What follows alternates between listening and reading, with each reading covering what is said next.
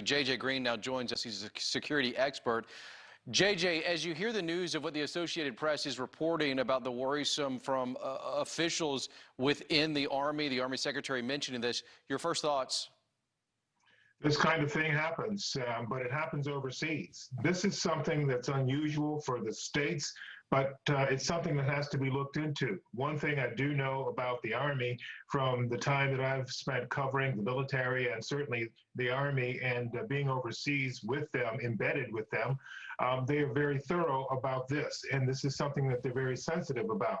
And I know specifically what they have to go through because I recall a friend who was killed in Afghanistan by someone that they were training in the Afghan military. So it is something that the Army takes very seriously. They know how to do this. And because this is our own inauguration, it's absolutely of paramount importance right now. And JJ, we know that so far they say they have started vetting. They have found no threats. But can you talk to us? What does that FBI vetting process look like? Well, I can't really say for sure because I don't know what the FBI process for vetting someone under these circumstances looks like specifically, but I can give you an idea of what they normally do when they vet people. They look into your background. They talk to people that know you. They look at your social media. They look at all of your contacts. They look at all of your connections. They look at your movements, the things that you've done and things you've said recently or in the past, but they also look for anomalies. They look for things that don't look right. And in our lives today, there may be many places to look. So the FBI does it in a very thorough way. Like I said, they talk to people, they look into your background, into your social media history, into your bank accounts, everything that has to do with you. And as the AP story says, it's a massive undertaking, but it is something that the FBI has proven to be up to task for in the past. And certainly with this having to be done now with 25,000 plus people, it's certainly a Herculean task for them right now. JJ, Army Secretary Ryan McCarthy said we need to be conscious of it. Is there any concerns when you hear something like this coming out so close to the inauguration that maybe there is intel that's not detailed in this article, that there is more of a worry from the Army that there is insider problems here? Well, they're not going to tell us everything they know. That's one of the first rules that investigators follow and law enforcement follow. They're never going to tell the public everything they know about something unless it's a need to know and a matter of eminent importance. But I'm pretty sure if they're taking this extraordinary step, there's a reason why they're doing it. They don't want to leave anything to chance. But the reality of what's happening here right now is also something we need to take a look at against the backdrop of foreign interference. The fact that there may be someone from a foreign government or someone from within the United States that has some kind of power or some kind of connection over someone that may be involved in inauguration security.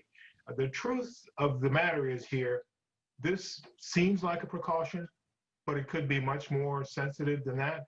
I just can't say not knowing what it is that authorities are looking at. And JJ, as of right now, we know the White House has, or the Inauguration Committee has released the schedule for the inauguration events. As of right now, the swearing-in ceremony is still planned to be held outside. They have not yet, though, released the time. Do you think there's any chance that could actually be moved inside?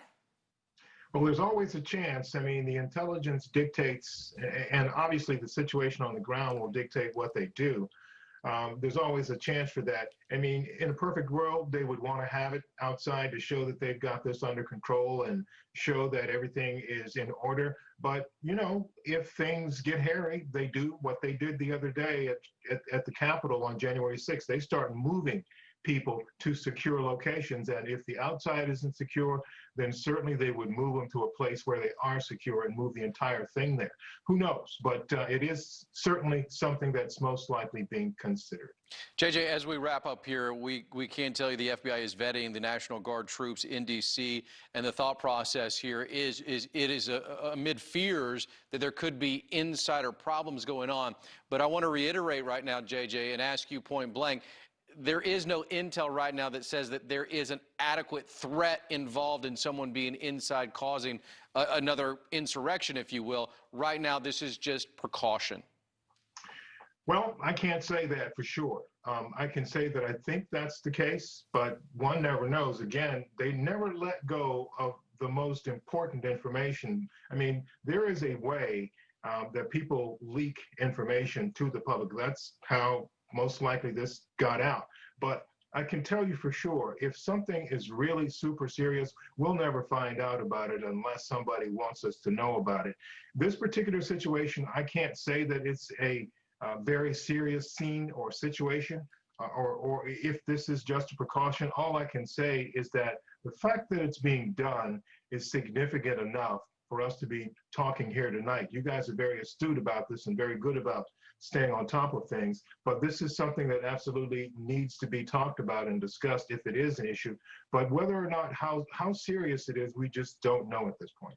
All right, national security expert J.J. Green, thank you so much for joining us so quickly tonight to discuss this breaking news. Pleasure.